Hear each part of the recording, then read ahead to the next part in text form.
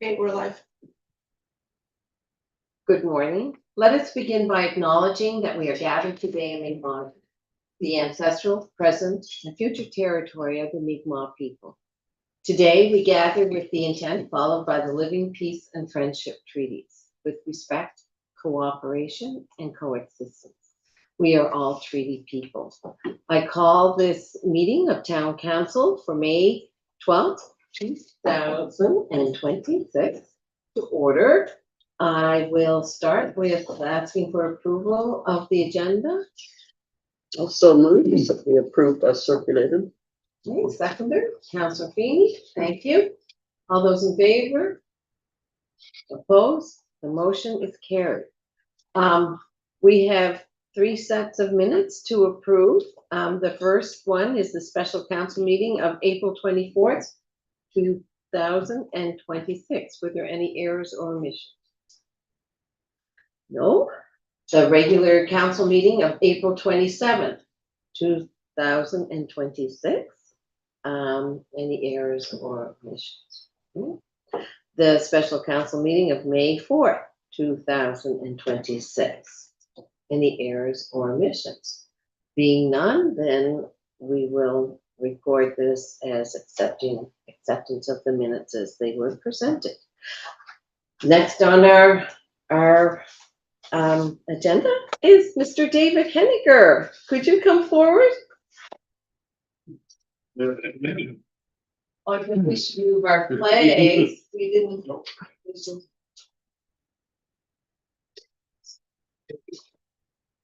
Do you want to have it? Well, the Canada flag always goes left, and this one goes to the middle. German flag right now. Upside down.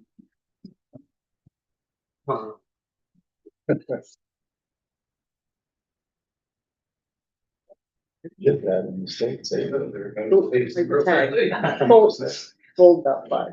You see the flag. The tag is showing. First, and then Just tag, tuck it. I guess you want Which one? The Nova Scotian flag in the middle, just pull the tag around. Just Yeah, fluff it a bit, because Yeah. the tag was showing. there you go. That better? Beautiful. Well, good morning.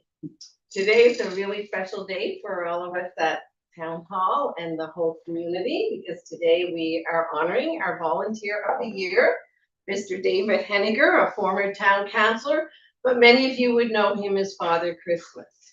And David has had a lifetime of service to this community, not just as a former councillor, but also his family has been very involved in many initiatives and volunteer activities for generations, not generations, well, 2 generations now, and hopefully your children will go on to be volunteers in Mahone Bay as well. It is a pleasure indeed that you've been chosen by the community to represent us as the representative volunteer. You will get to go to lunch in Halifax. Yeah, usually the days in September now, and I look forward to joining you there and being there to watch you receive your certificate from the Minister of Community Culture and Heritage and the Lieutenant Governor. So, on behalf of our council and the town of Mahone Bay and all the citizens of the Mahone Bay.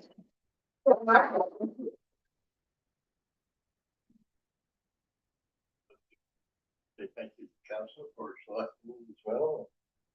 Great honor. I have been dedicated to volunteering for the town we all grew up in and love, and I'm volunteering for the Perry Trail tomorrow. So I'll be at it again. There you go. Thanks, David. Make those very sick. Oh. Thank you so much. Thanks. Congratulations. Good job. Thanks, David. Thank you, David. Thank you. Did you say it's volunteering for the ferry trail? More. Oh, I'm putting on there. You gotta stay. Gee. right, yeah. That is a light square.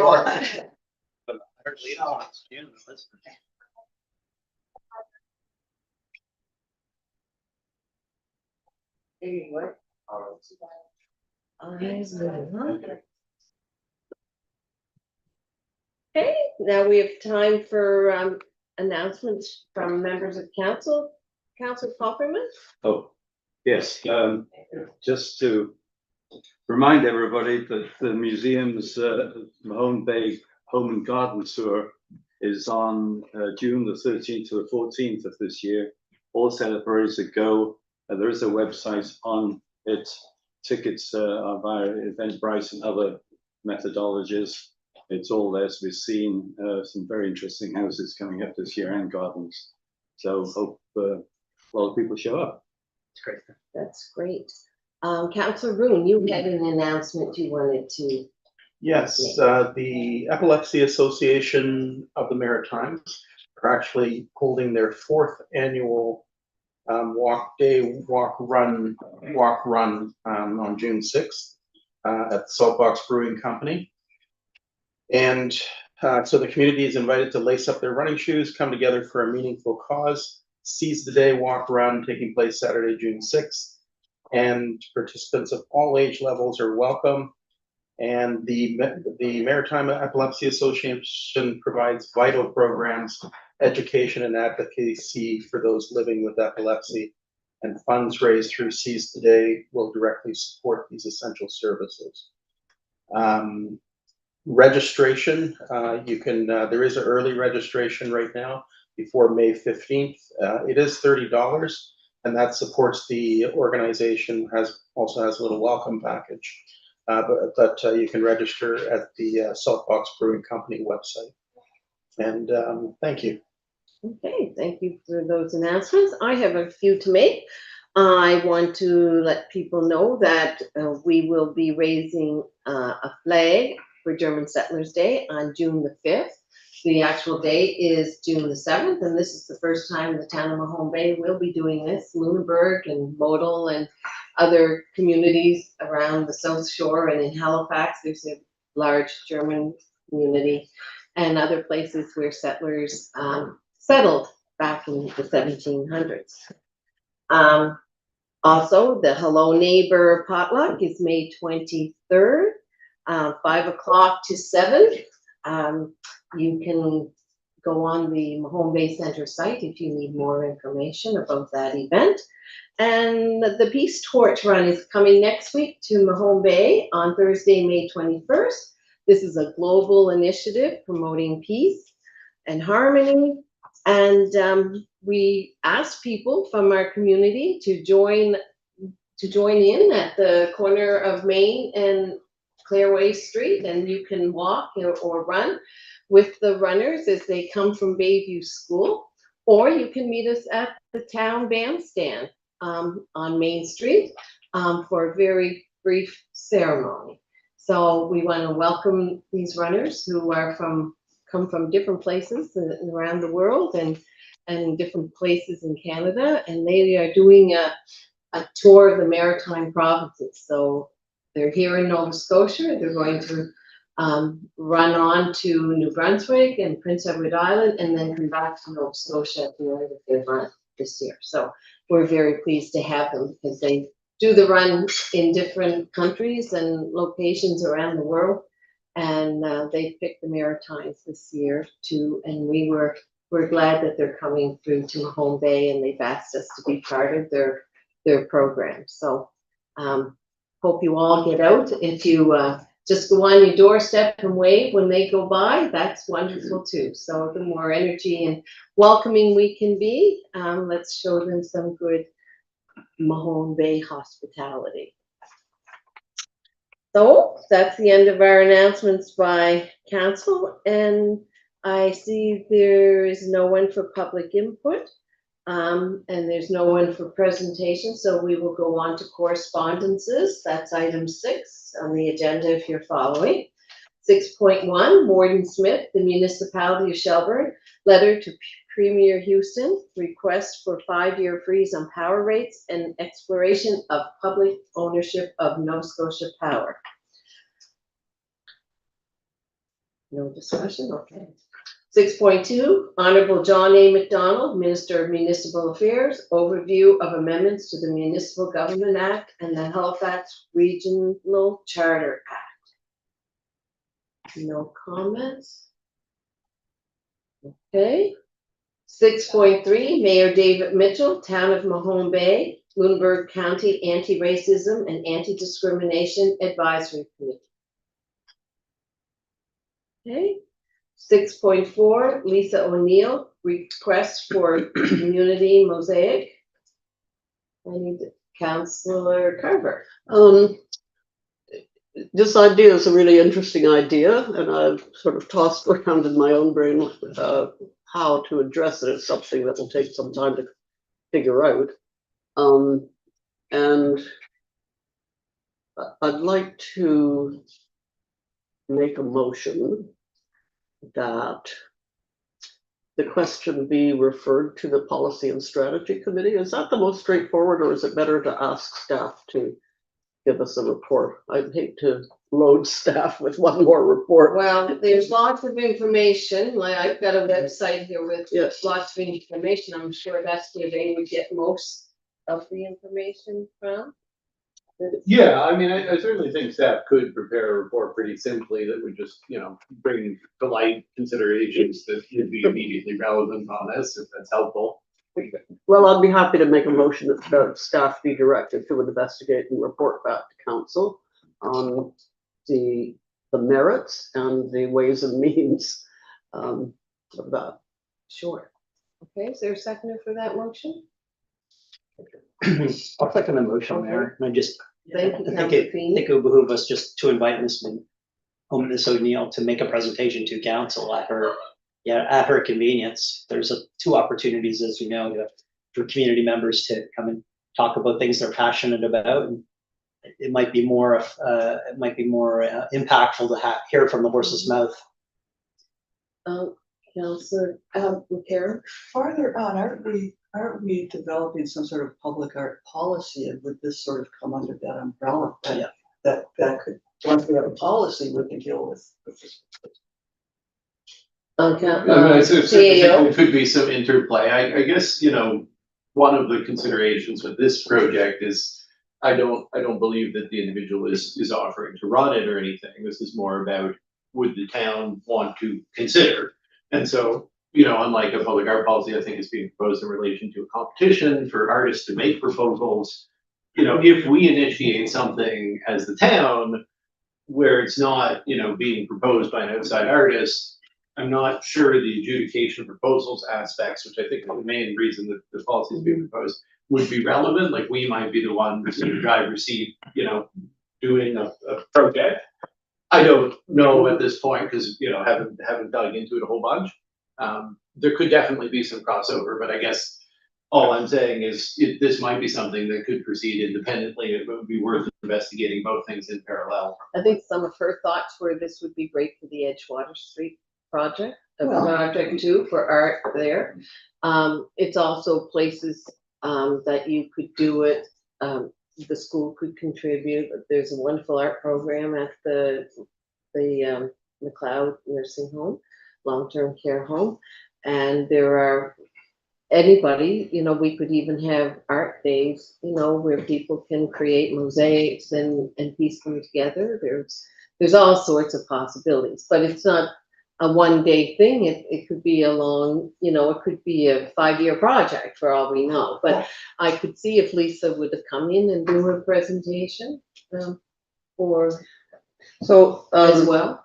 yeah, I think that's a good idea, in which case I would withdraw the motion and just simply invite her to come and make a presentation.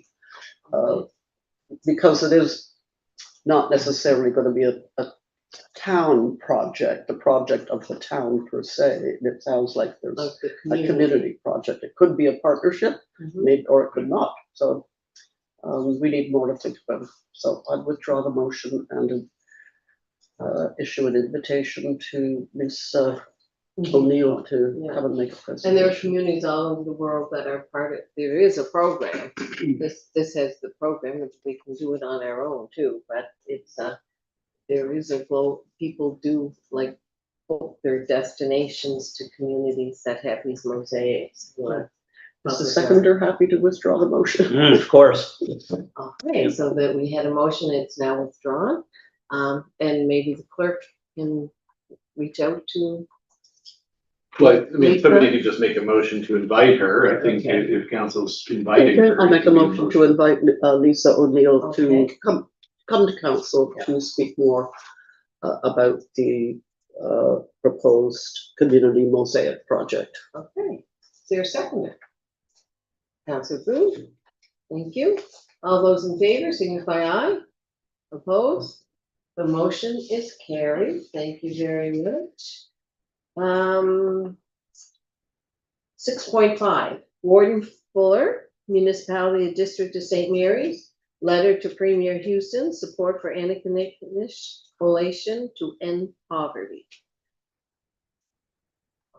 Okay, 6.6, John, did someone, I guess I'm just trying to understand. So the letter's been put out there. This is just more for our knowledge and. it was in your package. Yeah, I see. And it was, and some municipalities, they write a letter to the premier, they CC every municipality in Nova Scotia. Right.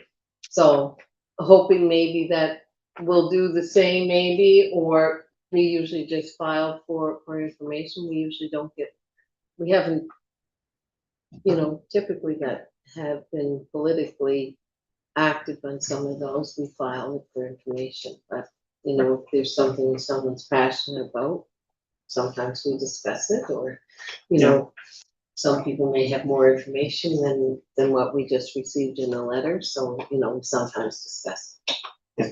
I think it's good to acknowledge that there are definitely issues for people. The premier seems very popular this month Yeah. in the letter writing category. Yeah. They typically get over 1,000 letters a day at the Sure. premier's office Fair enough. when things are going well. So anyway, so there's another letter from the minister, John A. McDonald, Minister of Municipal Affairs, 12 months notice to NSFM, and that's a notice they have to put out for legislation changes. So, Councillor Carr. so Mayor, I would like to make a motion that staff draft, because it was a very long letter with very many issues, with Yeah. very many implications for municipalities. And the overall feeling being that, here comes more downloading. And I'd like to make a motion that staff draft a report to summarize the implications of this letter for the town of Mahone Bay. Okay, is there a second for that motion? No? No.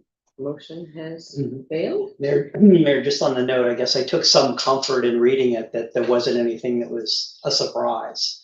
I mean, I think most of these changes have been well telegraphed, specifically the fire services agenda. It'll be less impactful to Mahone Bay than some of our friends in the municipalities. I thought that the interesting thing is the cybersecurity and some of those overlays around the FOIPOP are all, I think, well in hand, being supported by Joint Services Board. So kind of tip my hat to Lisa Booth and Lisa Bozak at the Joint Services Board to have us ready for prime time. But of course, we all know in the budget that comes at a cost. So There's a motion on the table. No, There's a motion on the table without a seconder. No, So are we having discussion? What is it? motion. the motion failed, and he just put up his hand. Oh, I see. Okay, there is no statement that the motion failed. No. Yes, it was. What's that? Yes. Oh, I totally missed it. Sorry. Anyway, I guess the takeaway is I thought good news with no big surprises on this front. Okay. Good. All right. Councillor Carr. I regret that the motion failed, simply because I think that kind of report can provide more information to the public as well as to council. So it's, anyhow, thank you for entertaining the thought. Okay. 6.7, well, you're on next. Penny Carver, request to fly communities in blue flag. Yes, I'm not quite sure what to do with this, given that I was the one who made the request. It's just that the request is to fly the flag during the 3-day period when the Communities in Bloom judges are here in July. July 21st, 22nd, 23rd. And to thank also, I just want to thank the town for having arranged to have a Communities of Blue Flag available. And that was wonderful to have that arranged. So do I have to make a motion? I don't think so. I mean, I don't know how we do these. Or is that? That is how Challenge it works. work? There's a motion, but Yeah, the application was kind of as a resident, so I don't know that he should make the motion. yeah, I would say if anything, Yeah. somebody else probably should make the motion, but Yeah. a motion would be required because it adds it to the list of upcoming flags, so we Yeah. normally do need a motion. I'm happy. Excuse me, the motion was required to add it to the list of recurring flags, but this is a special. Yeah. One-time event, it's not part of the recurring list. Still think we'd say it's just for 1 year, it could still. It's always been done by motion the first time a flag is Yeah. raised for a It specific. just has to be not event. recurring, like, it's Okay, still the okay. first time, Yeah, okay. it's just the only time. Council Wilson, I move that we raise the Community in Bloom flag on the 21st, 2nd, and 3rd of July of this year. second by Council Hoffman. Okay, Kelly, are there any other flags at that time?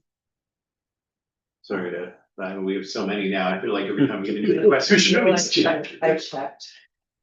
There wasn't, but now I'm second guessing myself, so I'll double check if you guys wanna keep going and. I mean, even if there's an existing one that's like a weekly or monthly, this is just 3 days, I think we probably just want to change. all those in favor signify aye. Opposed? The motion is carried. Thank you very much. 6.8, Mayor Derek Amalfa, Town of Lockport. Letter to Premier Houston, request for a 5-year freeze on power rates and exploration of public ownership of NSPI. So, that, would someone like to make a motion to accept all the correspondence with the exception of 6.4 and 6.7? Sorry, can I ask a question first about that letter? So there seems to be, there's 2 letters from 2 different municipalities in this requesting a freeze and looking at public ownership. I think there was also one in our last package at our last council meeting as well, and I don't recall if it was from a different group. My question for council is, that they're requesting this because, there's been kind of this uncontrolled or lack of control around what's going on with power rates. And I'm just curious if council has had the discussion or if it's in our strategic plan about, what our plan is. If we support or don't support such an initiative, have we kind of discussed this item about what happens with power rates and how we kind of manage that within the community? I'm just curious because I don't know some of the background. I know the solar garden is kind of like there to kind of offset, to help to offset. We have our own utilities, so Yes. we do purchase power from Nova Scotia Power, but Yeah. we often don't respond to these, but. And I'm not saying we need to respond, I'm just more for me for filling in kind of some of the gaps. And even why this letter's being put, like, this is 3 or 4 different municipalities, right? Well, they're probably being pressured by their citizens. Yeah. Or for one thing, or maybe as they're struggling themselves. I mean, I'm sure communities with street lights and their own power needs, they're noticing their own costs at their town halls and municipal buildings. That's taking a big jump and it's costing them money, so. Yeah. This may be one of the ways they weigh in. I think, Mayor, we also benefit from having knowledge of, having our own electrical utility. And we understand that the power rates are regulated and adjudicated by a third party who is, a fair dealer, weighing off and balancing the benefits and the costs. There's an intervener process. And, I think from our perspective, we would view that process as fair. So we may not like the answer, but the answer is the methodology that backstops the answer is fair. and it's reasonable, and I think it's something that the public can have confidence in. As far as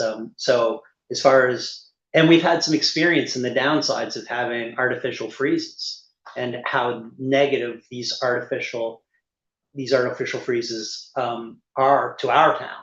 So when the province delays, or not the province, even the regulator delays the implementation of fair rate increases, that comes at a cost that is borne by the ratepayers. So I think at least around the table, there's a recognition that a 5-year freeze doesn't come for free.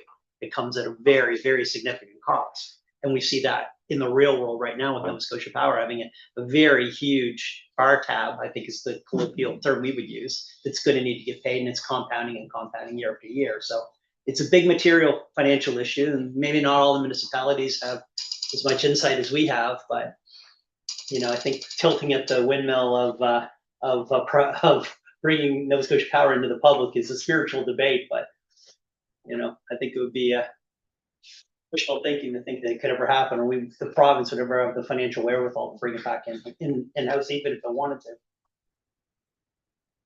Okay, any other discussion? Well, Councillor Hoffman? generally speaking, you have an independent regulator, and the last thing you want is political interference. And it makes little sense. It takes away the independence that you value. So I think it's a nice idea. Who wouldn't like to freeze rates? But in practical terms, Until they're unfrozen. political this isn't necessarily a good one. Okay. I was asking for a motion to accept the correspondences with the exception of 6.4 and 6.7. And for information, Councillor McCarron, thank you. Seconder, Councillor Booth, thank you. All those in favor signify aye. Opposed, nay. The motion is carried. What's your name, please?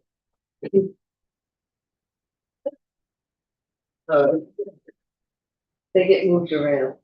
All right, so we're moving on to staff reports. 7.1, staff report to council, May 12th, 2026. So you all have your staff reports in front of you.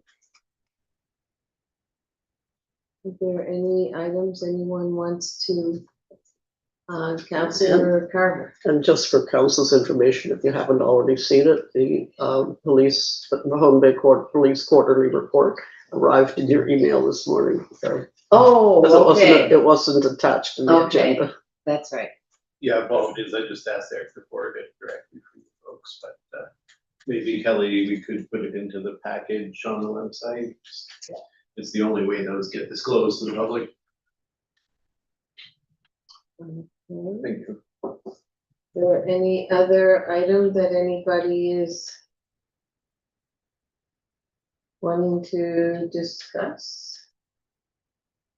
If we have any questions about the police report, we can bring them next time. It's hard to Yeah, digest it on the fly. Mayor, on item 14, if you wouldn't mind, I'd like to see the draft the response letter be added to the next meeting's correspondence. oh, well, this one, there's a letter coming. There was a response to Mr. Dupree. Yeah, it makes sense. to And then add. he has sent another letter Nope. that will be, Fair enough. But okay, just in the interest, Since we'll be acknowledging another piece from him at the next meeting, Yeah. we'll have our response and his letter on the next. okay, fair enough. okay, wasn't it on the last one? So the last meeting, he wrote in and Yes. council directed We the had response last to meeting. be sent. But I think Deputy Mayor is asking that our response be included on the agenda with Yeah. the next one, so that anybody Okay. trying Yeah. to follow it Yeah. can see the back Okay. and forth. Exactly. Okay. Yeah, that's- We'll do that. that's- Do you have that there, clerk? Thank you. All right, we will do that. All right. So would someone like to make a motion to accept the staff reports? So moved. Oh, Council Wilson, thank you. Second by Council McCarron, thank you.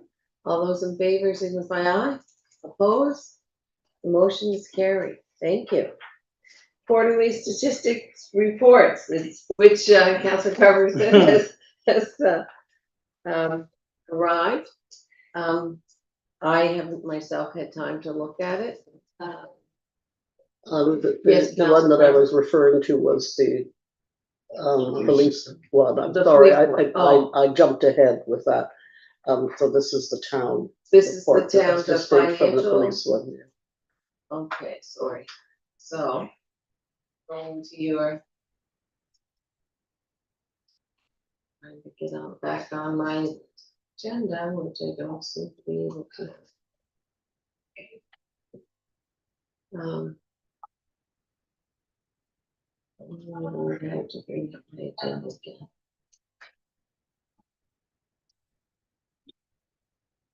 So I'm not sure if I can be of help, but if there were no further questions, Penny's Okay. item was on the statistics report, which is the next agenda item. So if there weren't any other questions on my report, and it's been accepted, I think, for information, I'm happy to answer any questions on the quarterly statistics report, which I think is where we could have mentioned the police stats. Councilor Wilson? I have a couple of, well, one question, one comment, I guess. I'm wondering, in the water utility situation, I noticed that the last 2 quarters, Q3 and Q4, the loss has dropped from around 45 to 50% down to 30 to 35%. And I'm wondering if that is I don't imagine, but maybe it is a function of the work we've done on Edgewater Street primarily. No, I think we're pretty much getting the cyclical pickup of, leaks that are detected during the summer. They were able to catch quite a few during the drought months, then addressed in the fall that reflect in the previous quarter. And then unfortunately through the spring, winter, spring, you get shifting of things underground. New leaks may reappear. So, to see it at 36% for Q4, the big question will be, will Q1 of 26, 27 be back up? And then, we'll be able to bring it back down through interventions in the fall. And the annual number at 41% is probably, a good reflection, right? So that's the average of the different quarters. And I think our target this year is certainly keep that annual number below 40%. But, we talked a lot recently, Scott and I, about how even a 5% reduction in that loss number would translate into a considerable improvement with respect to the lake and the issues that we're talking about. So this is certainly an important number to keep tracking. Now, I do have So I don't think we're seeing any improvement based on Edgewater Street in these numbers per se.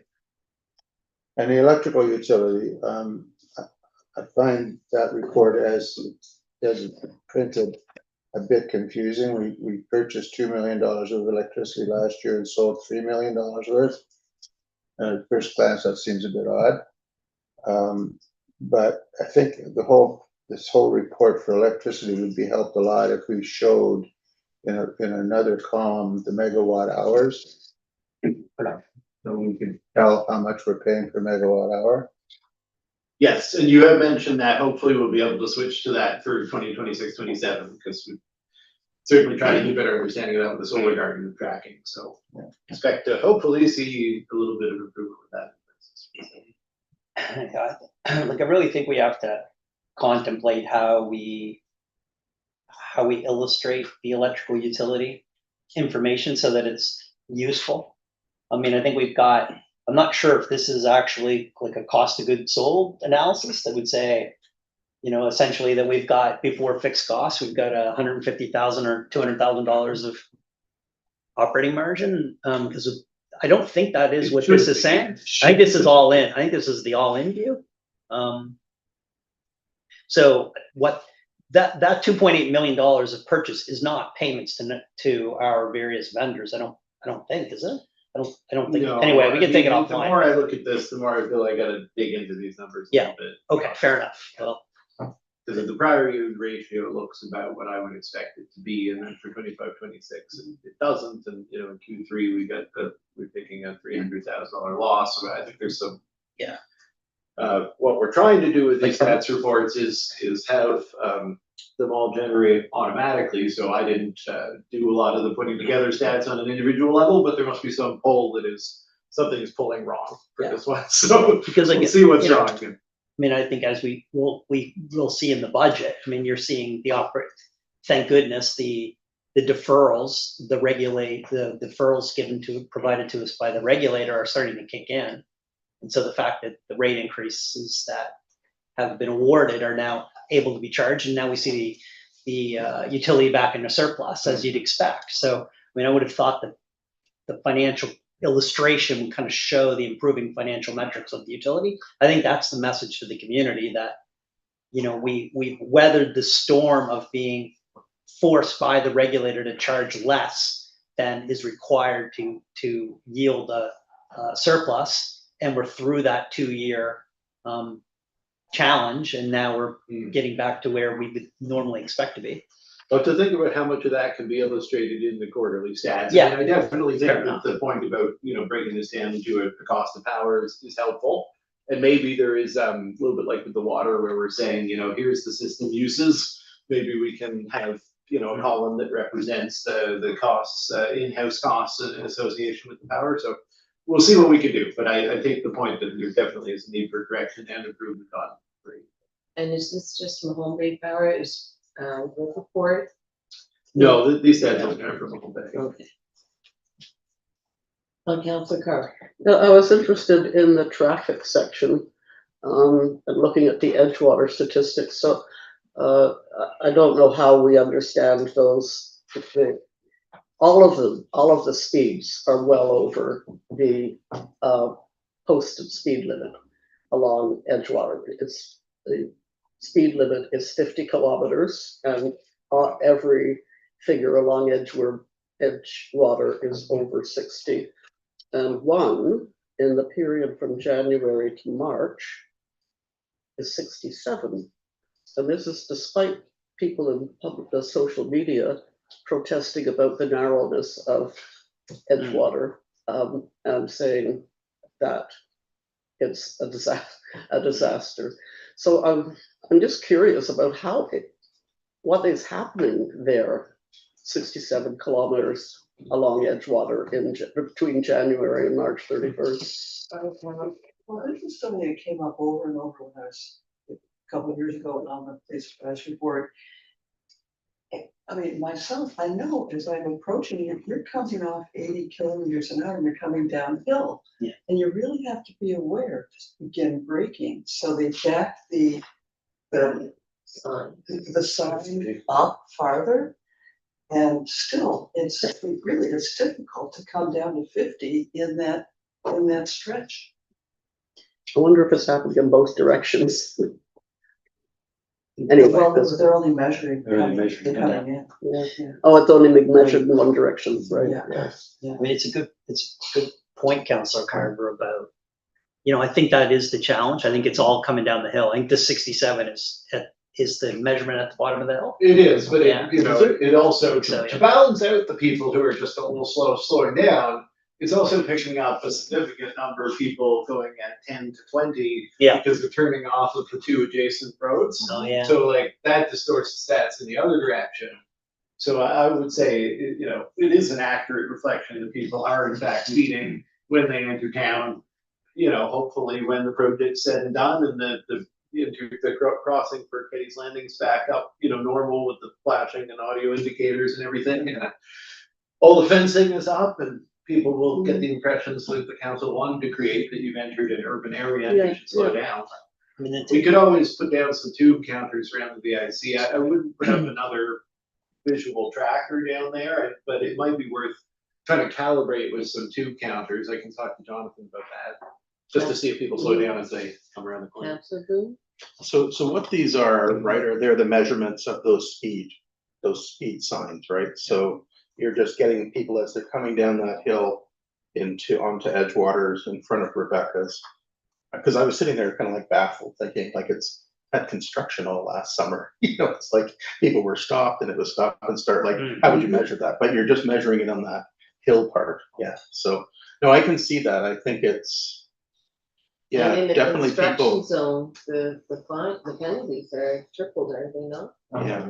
Was Well, what a speed jump by 5 kilometers an hour when the construction was off and going. Right. Yeah. But Yeah, no, it is true. You go from 80, you know, and then you're kind of coming into town fairly quickly. So, yeah, I don't, yeah.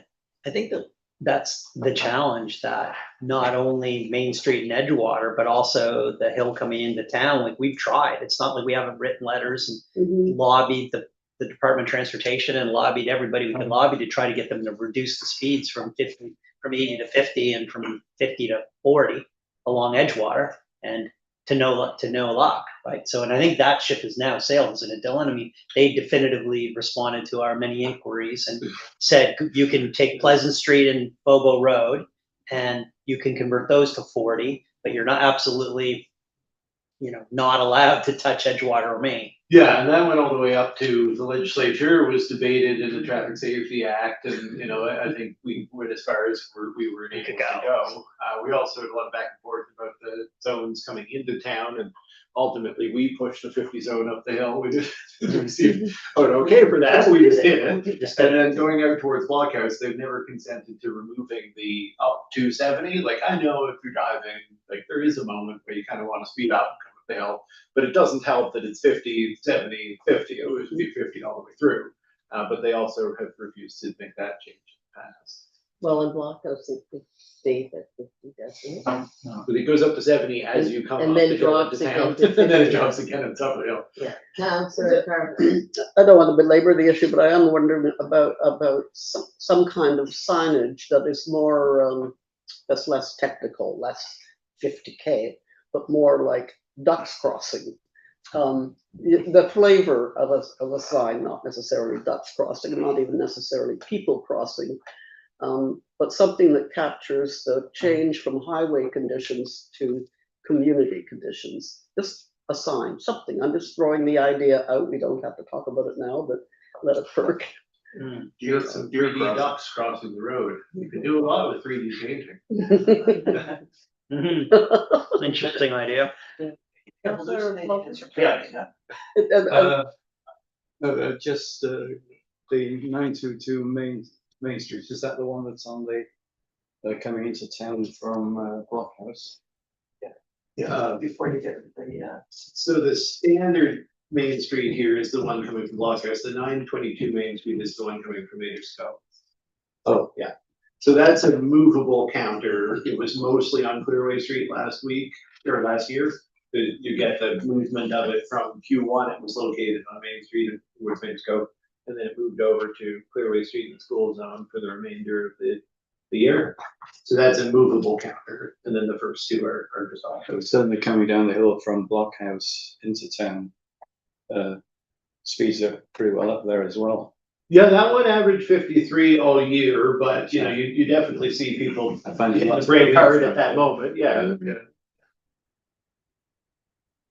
I think that one on Main Street is more impactful. It's in your face, like, cause you kind of come up, like, versus the Edgewater one.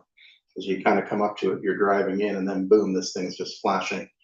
And then you realize you're in front of the. And that is the sort of the double duty when you use these things that are meant to be provocative and they encourage people to slow down, but they also capture the speed at that moment. Yes. Whereas if they're working to slow people down, presumably 100 meters down the road, like the speeds are where they ought to be. Yeah. But because the sign is to be provocative, it's, you kind of push it up as far as you can. Right. But we do have the movable sign, and then, like I said, we have a couple of tube counters that we also move around. So I know Jonathan's thinking about where to put them, so that might be a good opportunity to calibrate these locations. Councillor Paulson.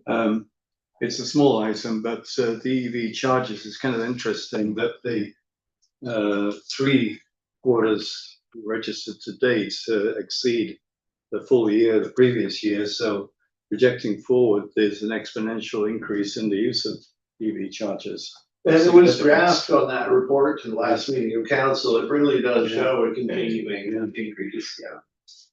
And hopefully, if we agreed to move some down to the waterfront, hopefully those ones will be more utilized, and we'll see a continued increase. Our front one was in front page of the newspaper today. Oh, yes. With you, get the photo up there? Yes. Okay. Big time when you make the front page. So if there are no further questions, it would be great to get a motion to accept this report for information. Councillor Pulverman and seconded by Councillor Wilson. All those in favor signify aye. Opposed? The motion is carried. Thank you very much. Moving on to one of our favorite topics. Our draft 2020. Oh, no, sorry, the staff report, sorry. I was just so excited I wanted to. Okay, the RDAC update and I was wondering about your, one of our favorites. yeah, no, That is one of no, our least favorite. I am very interested in. So if I may, just Sure, as Councillor the person who was designated by this previous council, no, this council term to represent Town of Mahone Bay on the Lunenburg County Anti-Racism and Diversity Advisory Committee and Anti-Racism and Anti-Discrimination should be. Committee, this has been a hard row. I think that there were mistakes made at the very beginning in setting up this committee, with all well-intentioned, basing it on the model of the accessibility committee, which works well. Just did not work for the anti-racism work that was to be done in Lunenburg County. We hope to be able to do it collaboratively, regionally across municipalities working together. It simply has not worked out in the way that we hoped. And I think there has been some collateral damage done in the process to various people and possibly to relationships. And I really value what Mayor Jamie Myra said in when their council took a vote on this issue, that we are invested in our relationships with our neighboring municipalities, and it's really important that we protect those relationships despite the profound difference in approaches to this particular situation. I have to admit that I am personally totally baffled by the decision by the three bigger municipalities in the region to pull out of everything at this moment rather than waiting till the end of the contract period in September. That was their decision, but I'm baffled by it. And I appreciate the fact that the town of Lunenburg has indicated willingness to find a way to continue a collaboration of some kind. Don't know yet. So in the staff report, there is a recommended motion, and I will make that motion. It's quite long and has several items in it, but I'll just read it as recommended. I move that council acknowledge the dissolution of the Lunenburg County Anti-Racism and Anti-Discrimination Advisory Committee and engage with the town of Lunenburg and any other interested municipalities to explore the potential for collaboration on continued and ongoing equity-focused work, and the letter be sent to the public members of the RDAC committee, thanking them for their contributions and indicating that we are exploring potential for new partnerships related to anti-racism and anti-discrimination work, and we'll seek opportunities for their inclusion as we move forward. Do we have a second for that motion? Councillor McCarron, thank you. Any discussion? One question. Oh, yes, Councillor Wilson. Well, just a question. It says any interested municipalities. Does that mean outside of Lunenburg County? That's a good question. That's a good question, actually. It's interesting because the region of Queens has an anti-racism committee, which is completely made up of residents in the community and one staff member. So it's a totally different structure that we could learn from. And our deputy CAO did As that. our deputy CAO actually led that. I mean, it was the first to be part of that committee, and it's still going. And they have some interesting things going on. But that's a good question. I mean, because we do have partnerships with Queens, for example. on other endeavors, and it's possible that however a collaboration might get set up, that some of the other municipalities within Lunenburg might join in. Who knows? Did you want to ask a supplementary? No, I'm just. no, Trying I'm to fine. figure it out. Yeah. Okay, Council Popper. Yeah, I don't see anything wrong with the motion as such, and as Councillor Carver pointed out, the difference between ourselves and the municipality is that we agree from a sense point of view and thought that the committee should continue until September. So we're fine and dandy. But the way I read what, say, the municipality had to say is that they weren't saying that it would never be reintroduced, but that it needed a different model and a different approach to make it successful. And if so, that fits pretty well with what this is talking about. So I'm not sure the division is as great as Well, being discussed. Several of them already have staff trained with this, and they have their own plans in place, and Yeah. that were started before this committee was formed. And so some are going to do it on their own. They've said they will find a way to do it on their own. Mhm. They just didn't feel like the group was benefiting their community. So, I guess everyone will decide. I mean, we have lots of other joint committees that, and our mayors and CAOs do get together, and I think it will probably continue to be a topic on the agenda to just have check-ins with the different municipalities to see what they're doing. But I think Lunenburg's very interested in meeting with us, so we will put those Fair enough. plans together.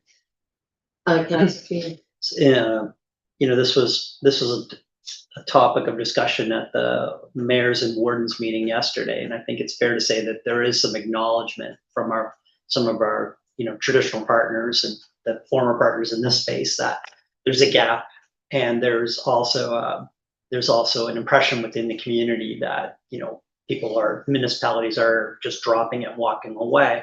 I think that the elected officials and their staff are very cognizant of that, and I think are going to try to find a way forward, either doing it internally or other designs. But one thing I didn't hear yesterday, and it's still not crystal clear to me, and I think this motion might help us, is there is a requirement to do this type of work from the province. This is legislatively imposed upon us, and it's a kind of a recurring theme with other topics that came up around that table yesterday around, it's not my impression that the towns and the municipalities can just simply walk away from these obligations, and but that wasn't widely shared. There were other opinions about how vigorous the province will be about enforcing those mandates. It's almost like legislate, provide some short-term funding and then move along.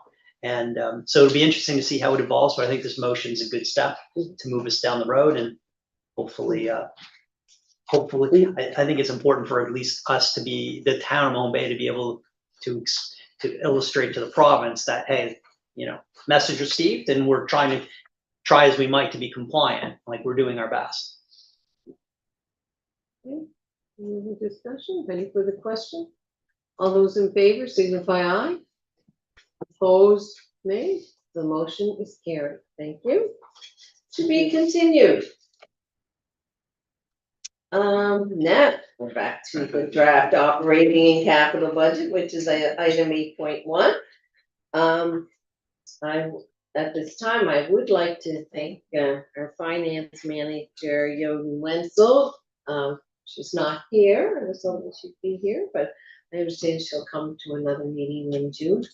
But she guided us. This will be her last budget with us, and she guided us through this budget process and several meetings, and we're just going to go around the circle here and just see if anybody has any input that they want to offer, about their thoughts on the budget, or some of you, this is new to you and probably your first time doing, I'm sure you've done big budgets before and volunteer boards and whatnot, but, this is one with, a very big importance, so, do we wanna start, let's start with Councillor McCarron, if you wanna, you don't have to, or you can just say pass, and, Well, I'm pretty happy with, you know, the overall results. I think, you know, it was, I wasn't here for each meeting, and I'm sorry that,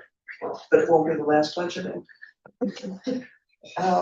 Yeah, it certainly is a process, nitty gritty, and I'm happy with the results this year.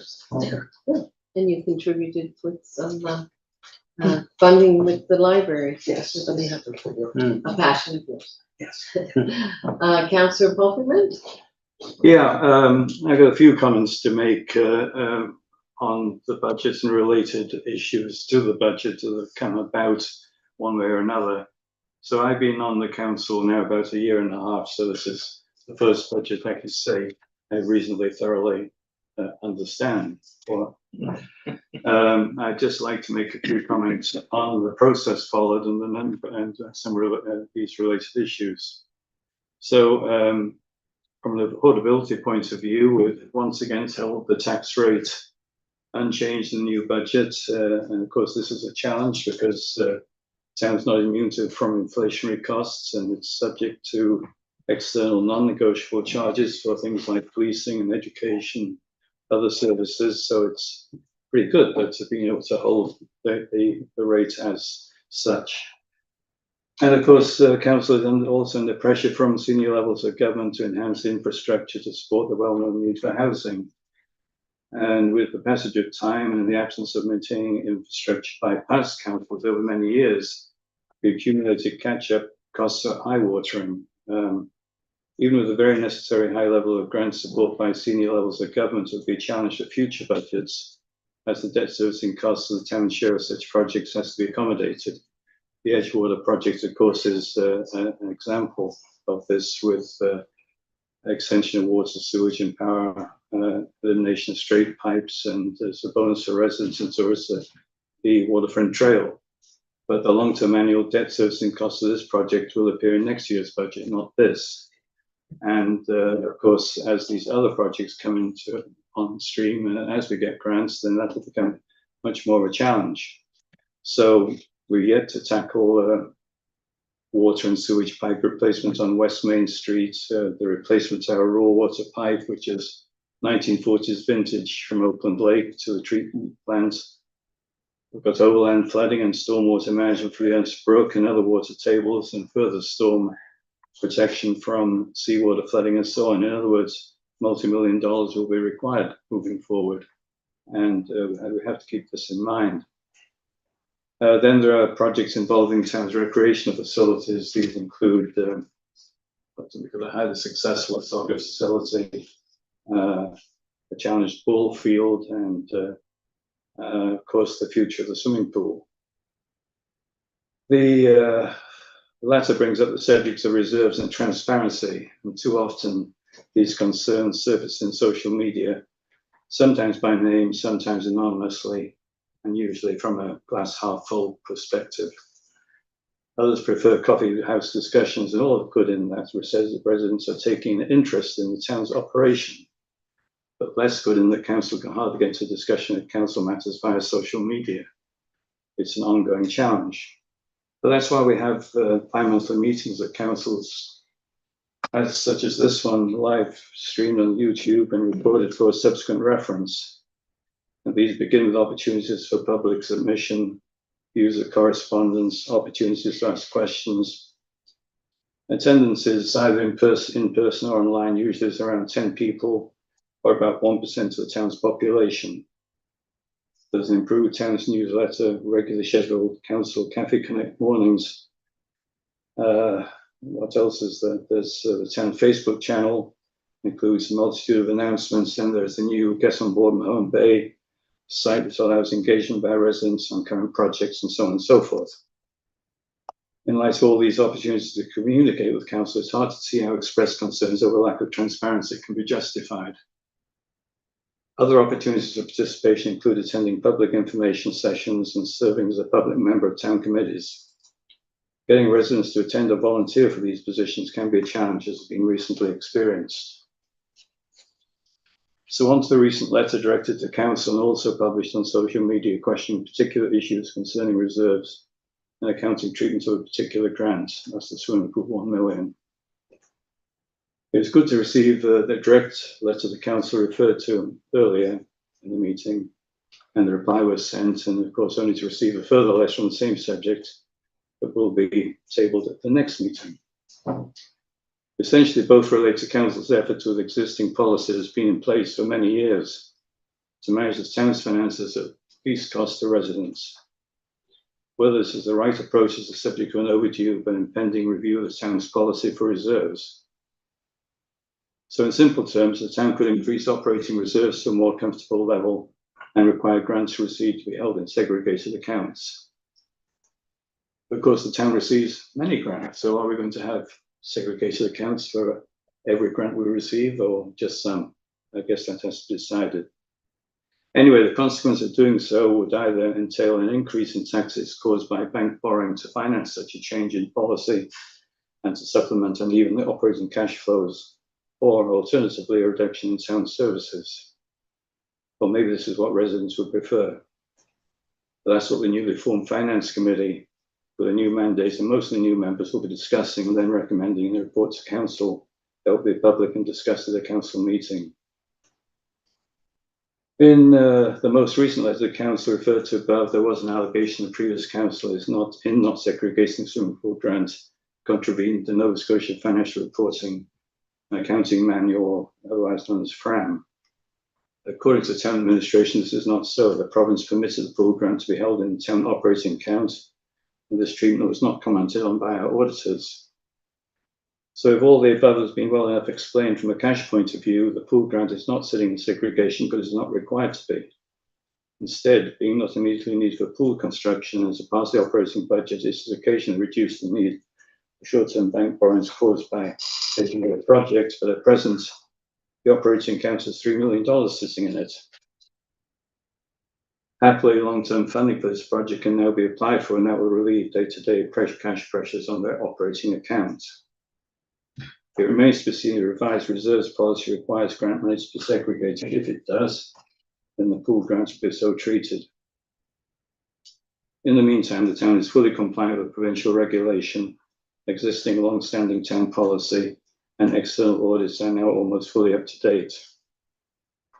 I hope these comments are accurate, but it is a complex matter.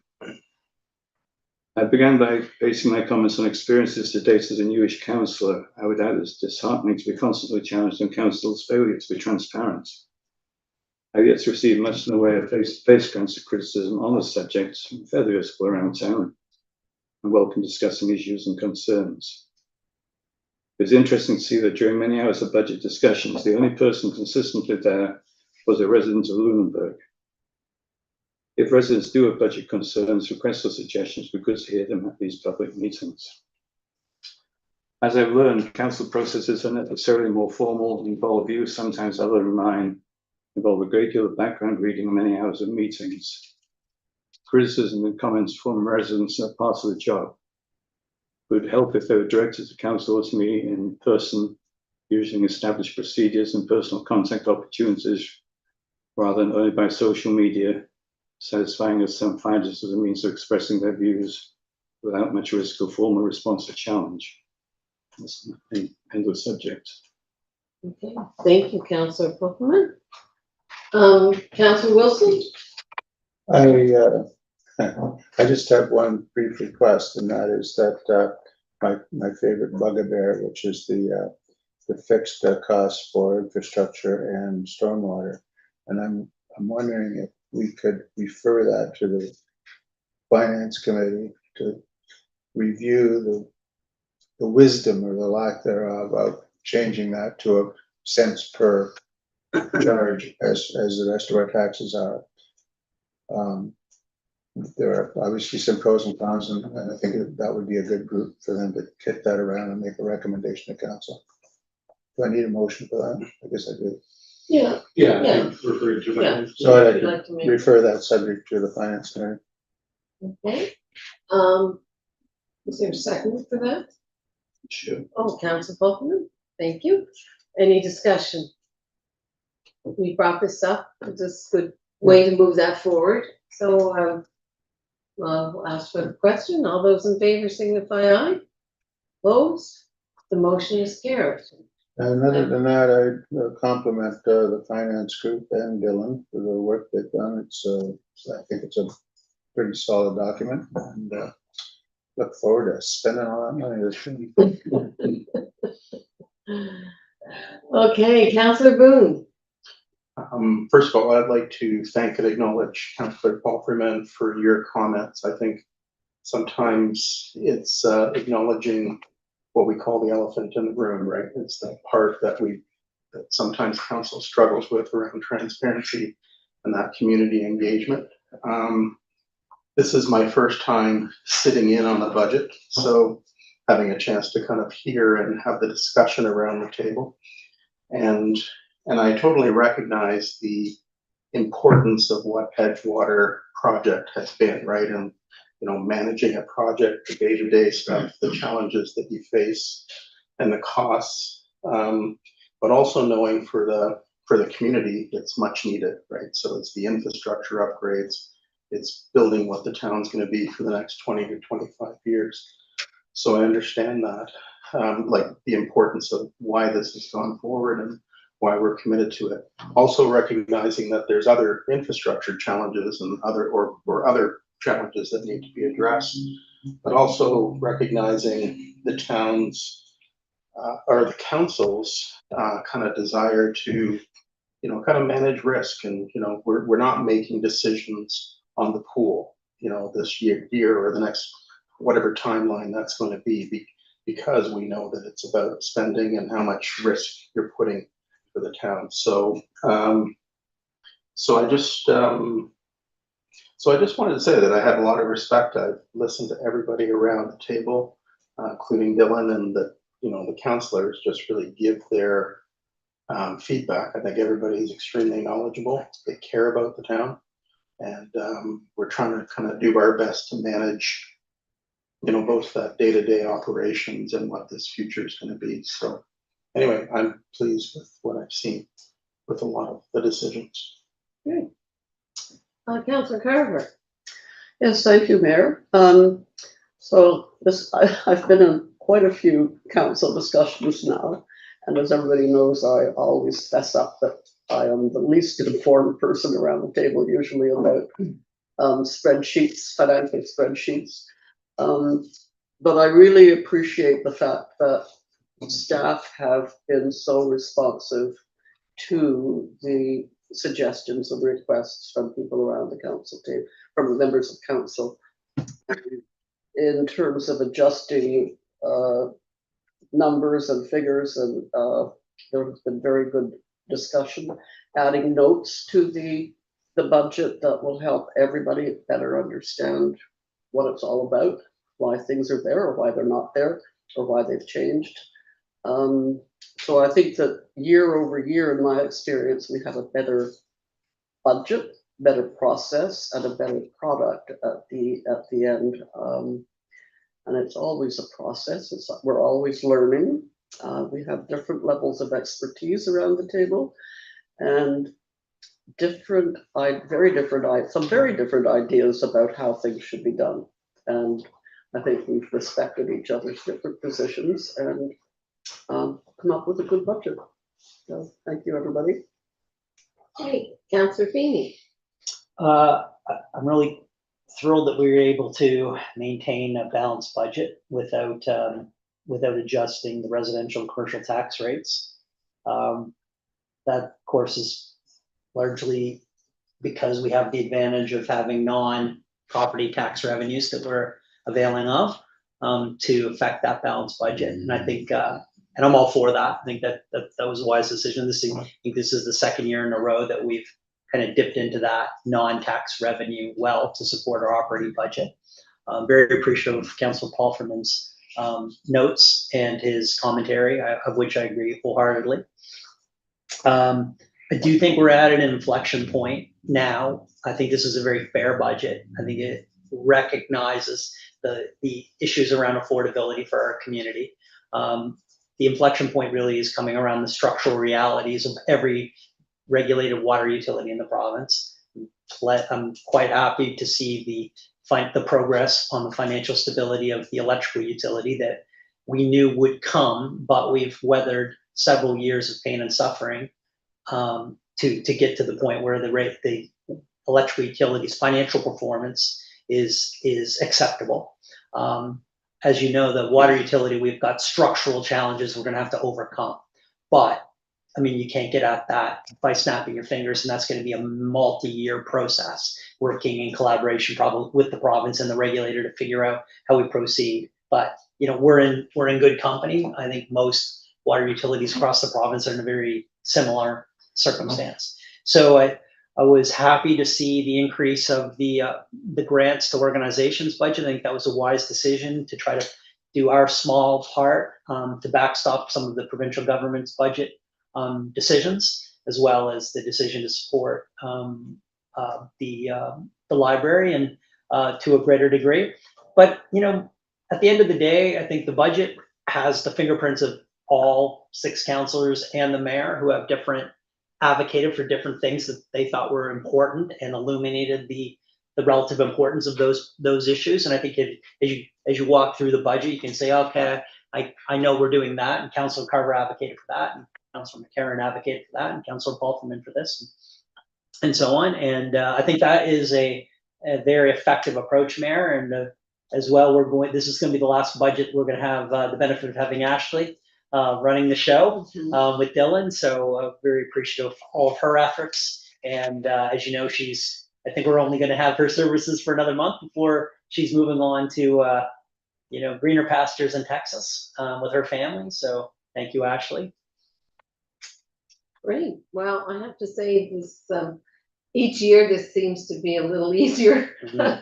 I've done lots of budgets, and I sat on public accounts for 7 years in the legislature. So I am used to spreadsheets and finances, but when the money we're spending are our neighbors' money, that they contribute to the budget here in the town. And so we all live in town. So, we want our town to be affordable, and we want people to have a little bit of money left over that they can enjoy life as well.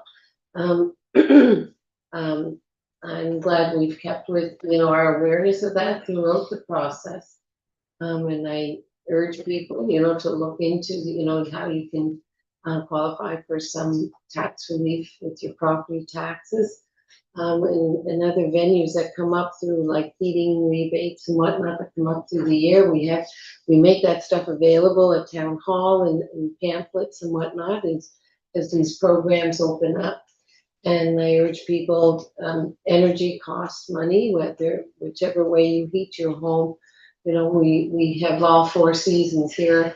Sometimes some stay, and we're needing to use more energy at times for cooling or either heating, and it does bear a cost to your household income. So I think this group has been really aware of affordability and trying to make things stay as close to where they were before.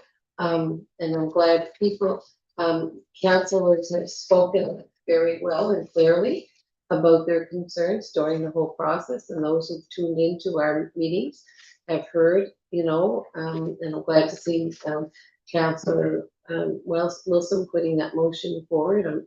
Councillor Palfreyman, I'm glad you addressed some of the issues that we face and some of the misinformation that floats around town. We welcome anyone. We have a public input every council meeting. I'd like to see those people come here and talk to us. And that has always been an open invitation, and now it's out here on the world to see on YouTube, that if you have a concern, bring it to council. And we want to hear those concerns. And I want to thank all of you. This process was, I think, the you know, we did it quite easily, thoughtfully. But I think we accomplished a lot with this budget. We realized the challenges of last year's construction. I think we're all going a little bit of a breather this year. Don't worry, there will be construction in Mahone Bay, but it won't be as tedious and as cumbersome as the Edgewater Street program. We all know we need a break to catch our breath and before we get into another big project. And also we have to wait till we find that everything aligns to do a project, because as you can see, these are big budget items. There have been cutbacks to programs and grants this year from our partners, the federal and provincial governments. I think, you know, every level of government is experiencing, you know, having to tighten their belts.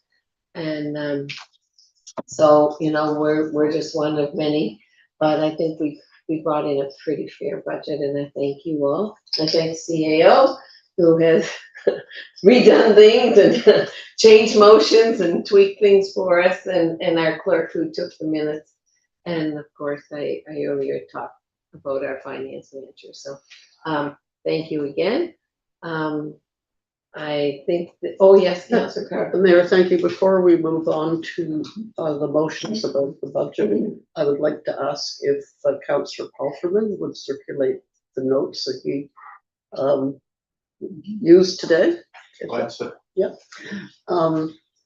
And also to comment on something that Councillor Palfreyman had said in his comments about the person who had been here diligently for every budget discussion, a resident of Lunenburg, soon to be a resident of Mahone Bay, but still.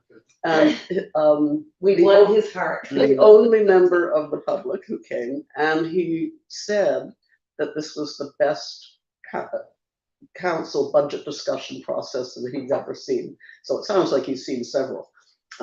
So that was good to hear. Yes. Okay. Thank you for that. So we're ready for the motion? And who would like to make that motion? There's a whole bunch. Oh, Round the round okay. Should we just around the table?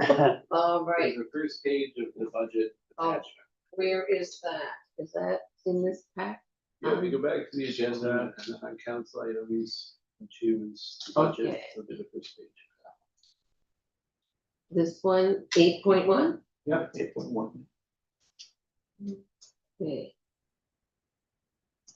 Ah, Oh, so it's already scrolled you down, but yeah, if you scroll all the way back up to the top. it'll- okay. And I have to move my screen over. All right, just bear with me, everybody. I have to get this up large. All right.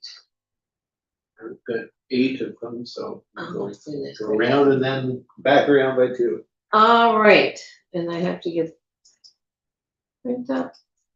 Great. All right, I'm ready. Do we want to go around the circle? And we'll start with Councilor McCarron. I move that council approve the 2026-27 general operating budget with operating expenditures in the amount of $4,050,681 as presented, with general tax rates set at $1.121 per $100 residential and $3.081 per $100 commercial, and the infrastructure charge at $502.23 per unit, with $202.23 dedicated to stormwater management. Okay, is there a seconder for that motion? Councilor Boone, thank you. Any discussion? All those in favor signify aye. Opposed? The motion is carried. Councilor Palfreyman. Okay, I move that council approve the 2026 general capital budget with expenditures totaling $6,895,870. Is there a seconder for that motion? Councilor Carver. Thank you. Any discussion? No? All those in favor signify aye. Opposed? The motion is carried. Okay, Councilor Wilson. I move that The council approved the 26-27 fire department operating budget with expenditures in the amount of $870,274 as presented, and fire tax rate set at 23.4 cents per $100 of assessed value. Is there a seconder? 22.4. Oh, 0.224, yes. All right, any discussion? You want Oh, second? seconder, Council Boone, second. Okay, any discussion? All those in favor signify aye. Opposed, nay. The motion is carried. Councilor Boone, All right, I propose the council approve the 2026-27 water utility operating budget with the operating expenditures in the amount of $1,003,410 as amended to reflect no change in the rates for 2026-27. okay, seconder, Councilor Wilson, thank you. All, any discussion? All those in favor signify aye. Opposed? The motion is carried. Councilor Carver, I move the council approve the 2026-27 water utility capital budget with expenditures totaling $59,400. is there a seconder? Councilor Feeney, thank you. Any discussion? Okay, all those in favor signify aye. Opposed, nay. The motion is carried. Councilor Feeney, Mayor, I'd move that council approve the 2026-2027 electrical utility operating budget with operating expenditures in the amount of $3,292,746 as presented. is there a seconder? Councilor Carver, thank you. Any discussion? All those in favor signify aye. Opposed, nay. The motion is carried. Councilor McCarron, I move the council approve the 2026-27 electric utility capital budget with expenditures totaling $277,000. is there a seconder for that? Councilor Wilson, thank you. Any discussion? Okay, all those in favor signify aye. Opposed, nay. The motion is carried. And finally, Councilor Folkeman, Yes, lastly,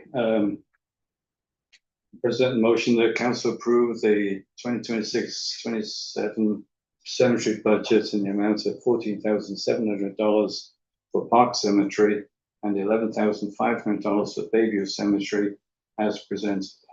seconder, Councilor Carver, thank you. Any discussion? All those in favor signify aye. Opposed, nay. The motion is carried. Well done, council. I applaud you. Yes, that is good. We worked hard. Your worship, before we carry on, could we entertain the possibility of a small break? We've been at it. I think that would Well, be, only an hour and a half. yeah, but sure, we will take a short recess and maybe people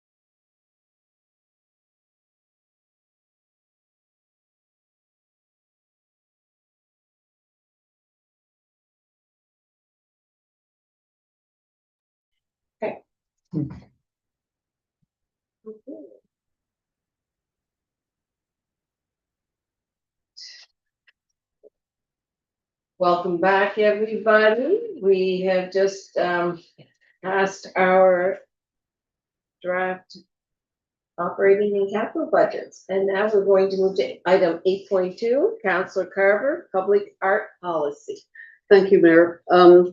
I gave notice of motion to this topic at our last council meeting because there was a staff report or in a staff report that there was a proposal to move towards having an RFP for some public art installations along Edgewater. And I suddenly realized that I didn't understand what the evaluation process or adjudication process would be for the public art. So I'm looking back and trying to trace where the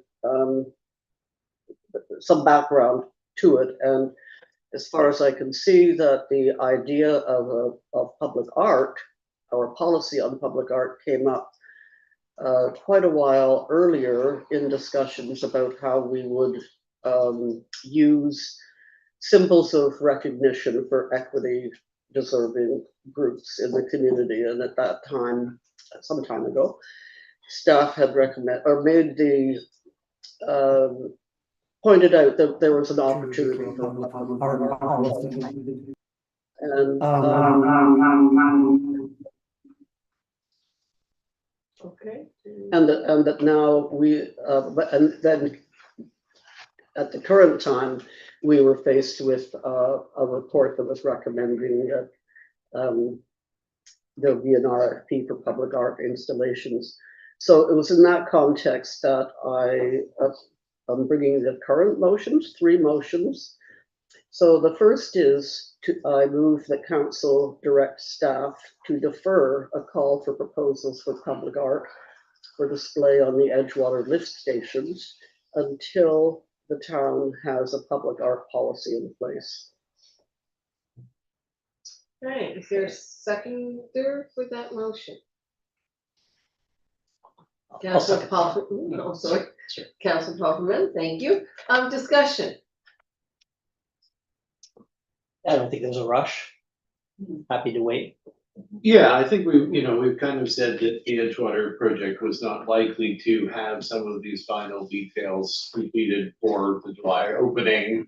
I think that's particularly clear here if we're developing the policy that, likely we'd be unveiling something next spring potentially. And that was the time frame that was envisioned with the Indigenous piece, because that was expected to take longer as well. Was an outside chance it could be completed by the fall, but likely certainly next year. So, this essentially aligns those timelines and says, don't expect the public art by July, but it'll be more thought out when we get there. Okay, anybody else have any input? I think it will give us some time to look at this mosaic bit too, as well. Councillor McCarron? Yeah, thank you, Mayor. Yeah, I was just going to suggest that maybe the public art policy would not be only about adjudication, but about community art, like that it be broader than just how do we choose or how do we ask for proposals? Yeah, I mean, I mentioned earlier, I think there has to be like different ways that you would approach art. So the policy would have to look at that, what are the different types of art and how they might be approached differently, where it is appropriate to have a competition and a evaluation process, and where some other models might be appropriate. And broader than only. And maybe. Oh, yeah, so the policy would apply to future, just this is the catalyst that gets Edgewater because we have these locations. And that would all be in the staff report? Yeah, if we're directing Yeah. about the policy, there's a lot to think about. Okay. And then there's plenty of examples that we've reviewed from other communities. It's not like this is an untread area. Right, okay. Councillor Boone? Yeah, I just wanted to make the comment, and being at the conference in Yarmouth and listening to Yarmouth, the folks at Yarmouth talk about their what is it? Community. The community in bloom processes, like how they kind of beautify and get the town looking great, like, through this. I think this is part of that. It's part of, kind of what you want the structure of the roads and the infrastructure to look like. Because I think Mahone Bay has that real opportunity. It already is, but it has that real opportunity to create something really special, like from a from an aesthetic point of view. So, anyway, so That's great. All right. Are we ready for the question? Okay, all those in favor signify aye. Opposed? The motion is carried. Thank you, Councillor Carver. And And the second motion is that council direct staff in consultation with local artists and creators to draft a public art policy for council's consideration. what, so, I guess, yeah, some of our comments on the last one were about this one. yeah. Yeah, Okay. Second, A second by Councillor Wilson. Okay, thank you. Any discussion? Will that be easy for them to do, to consult with? Like, how would they do that? Do a focus group or something like that, or? Yeah, I mean, where this says that it's built in, I would expect to go to Claire Louise and come up with some type of a program. Okay. Where this doesn't direct us to bring back an engagement plan, then, I'm presuming it's at staff discretion how we would pursue that. So that's what I would expect us to Okay. do. All right, any other points? No? Okay, all those in favor signify aye. Opposed? The motion is carried. Thank you again, Councillor Carver. Committee reports. wait, there's Oh, still, wait, there's you one still more. have another one, I okay? know. This is the last one, I promise. So, I also move that in consideration of the town's participation in the Communities in Bloom 2026 evaluation program, that council direct staff to arrange for an appropriately sized Communities in Bloom logo to be displayed on at least one of the Edgewater lift station panels until such time as council has approved the process for the selection of public art. And so that's my motion. Okay. Is there a second for that motion? Councillor Palmerman, thank you. All right, any discussion? Yes, So Councillor. just quickly, CAO. in the interest of time, because I'm not sure where they are with the proper removable panels. I've talked to CBCL about the designing of those, but, we could do this, even if that's not ready, just some way of temporarily affixing signage to the front of the lift station.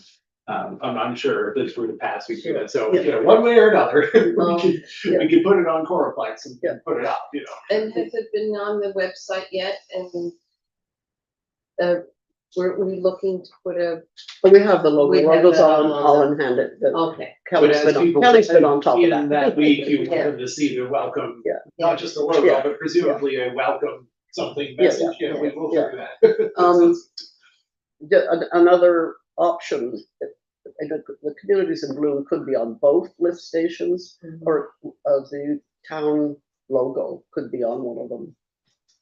Just temporarily until we have a public art policy in place, so. But in the motion, I just specified the Communities in Bloom.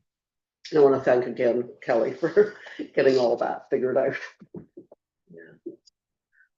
Do we have any, I know this is a little bit off topic, but our garden club does so much of our beautification here in Mahone Bay. Do we have any way of publicly acknowledge their contribution, like a little plate that would be in the garden saying our gardens are tended by Mahone Bay Garden Club? Have we ever, do we do that? Have we ever I done have that? no idea if there's any historic plaque, but. Well, we that can may make be it a future immediate. motion from you, Councillor Carver, or, Just- yes, There's gonna be an interpretive panel going in at Deepwater Garden, and that does recognize Governors Club. oh, But maybe there's another locations. Well, that's a good place to do it, and then if we could develop some kind of small, like this garden maintained by the Mahone Bay Garden Club thing that we could potentially put in this garden that we have here out front at least, that would be The nice. to front do. looks fabulous, by the way. Something, like even a stake in some public can Yeah. see. It'd be really nice, because my goodness, they're out there a lot. Don't they do the Irving Station too? No, not the Irving They Station, do- the old station. Yes, but, well, no, I think the Amos family has done Did they? that. Who The owned the Ennis family building, has done what? the Amos family, Jacqueline Amos, Done what? the station here. They look after that garden. It's privately owned. Yeah. Oh, that, oh, Yeah. yeah. So that for us, the garden club does the aquatic gardens, and they do here in front of town hall, and the peace garden and the Christmas tree garden, if that's what we're now calling it, on the waterfront. Yeah.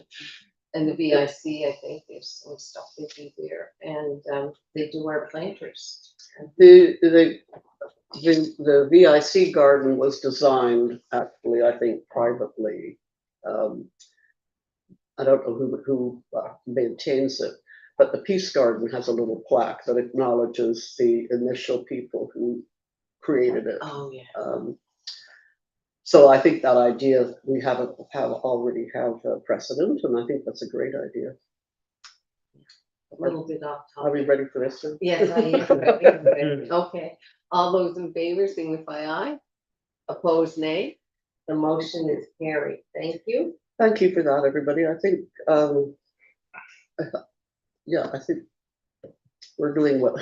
Thank you. Coming together. Yeah. All right.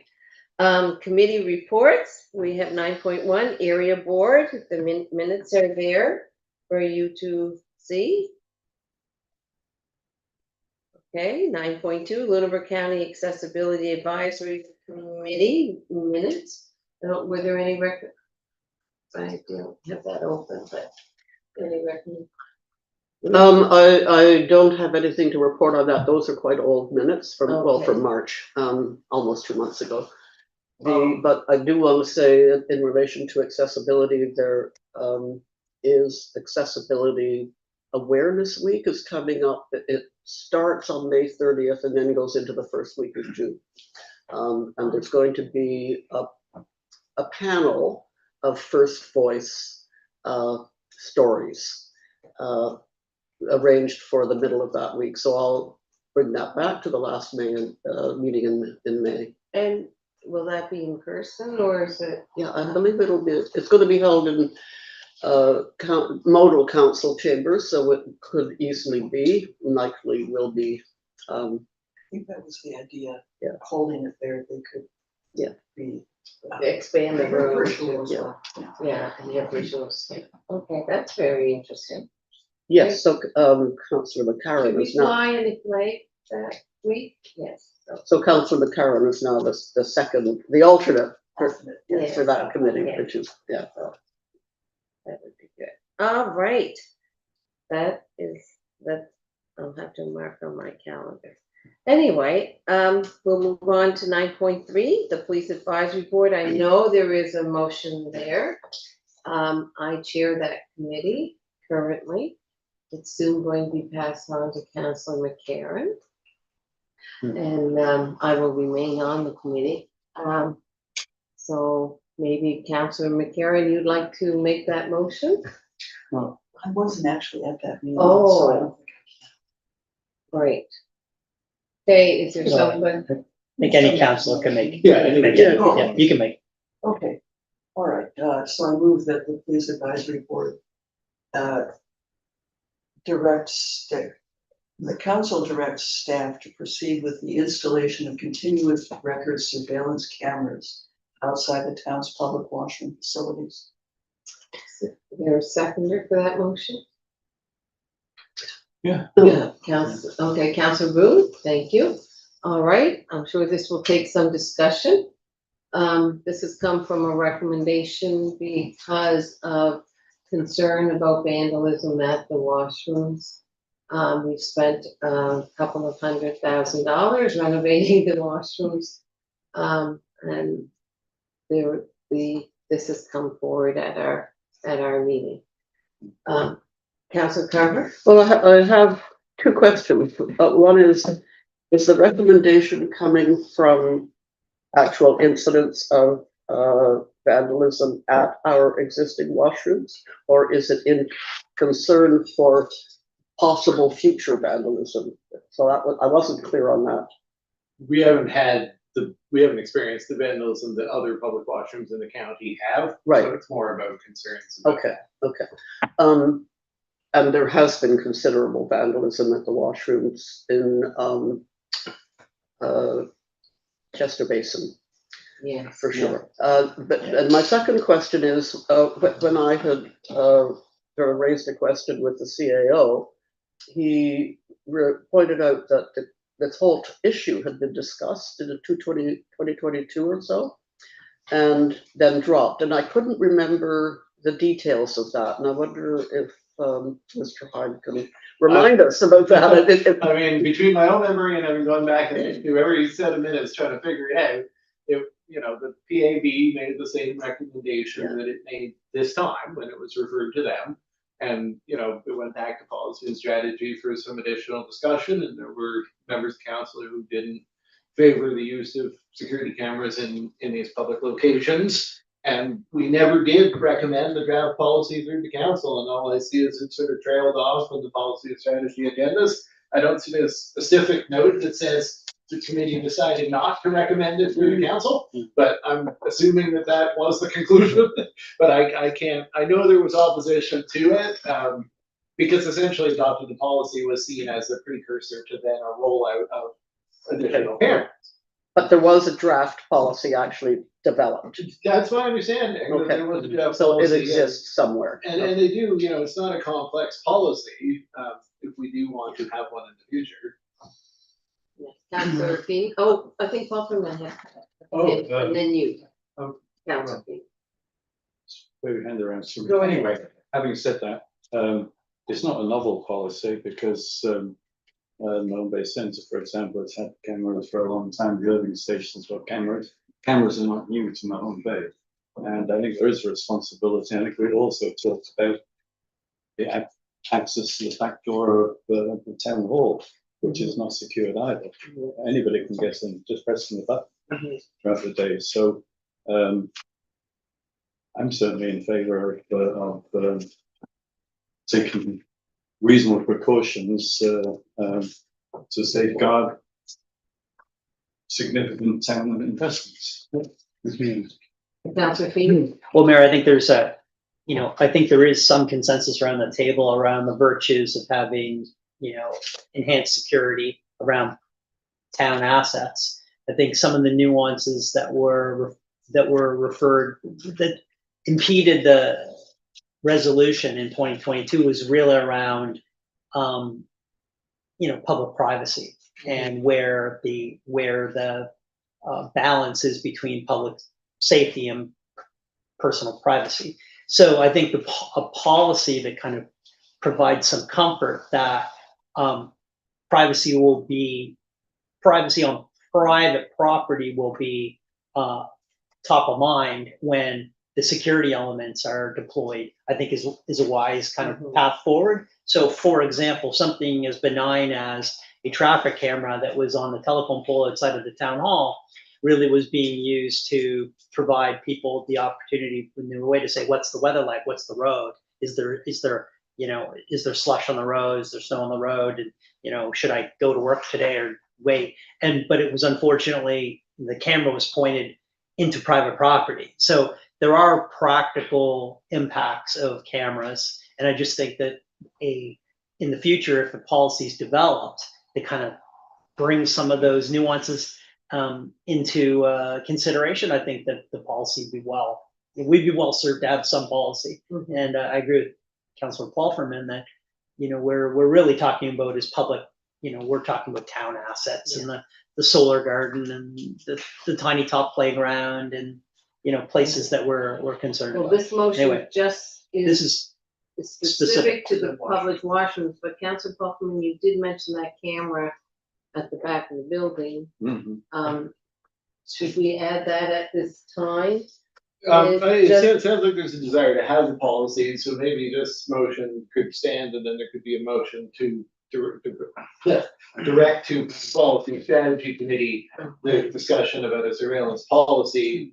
You know, ultimately, if we have a surveillance policy and there's a general understanding that we'll comply with it, it makes the rollout of cameras to other locations a lot more straightforward. As long as we call it a security policy, not a surveillance policy, I'm all for it. And since this is going out, so it's not to alarm people unduly, this isn't a permanent record. Typically, these cameras retain images for a very short period of time, Yes, because if there is damage, it'll be used, yes, and then it's wiped, yes. so it's no long-term. And that would be in the policy. Yes. And it, I mean, even in the motion, it does specify that these are record cameras. These are not wirelessly uplinked, viewable remotely cameras. But we've discussed, you know, numerous times how for enforcement purposes, having a camera that can be checked after an incident is sufficient. There's no need to have a live monitoring of the camera. So With we're that not, cost, we're, right? none of our cameras are monitored live, our security cameras. So Mayor, the appropriation for this infrastructure has already been approved through the budget process, but I do think there's merit in having the motion as indicated by the CAO. So I Okay, certainly support the motion. If we- all right, and we will have a second one for a policy and strategy. Okay, all right, so are we ready for the question? All those in favor signify aye. Opposed, the motion is carried. So would someone like to make a second motion, directing staff to proceed with, the policy? The draft Yeah. policy? I would move that council direct staff to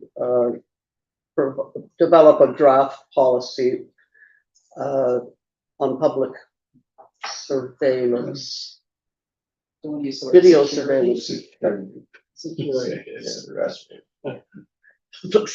Video surveillance cameras on town property.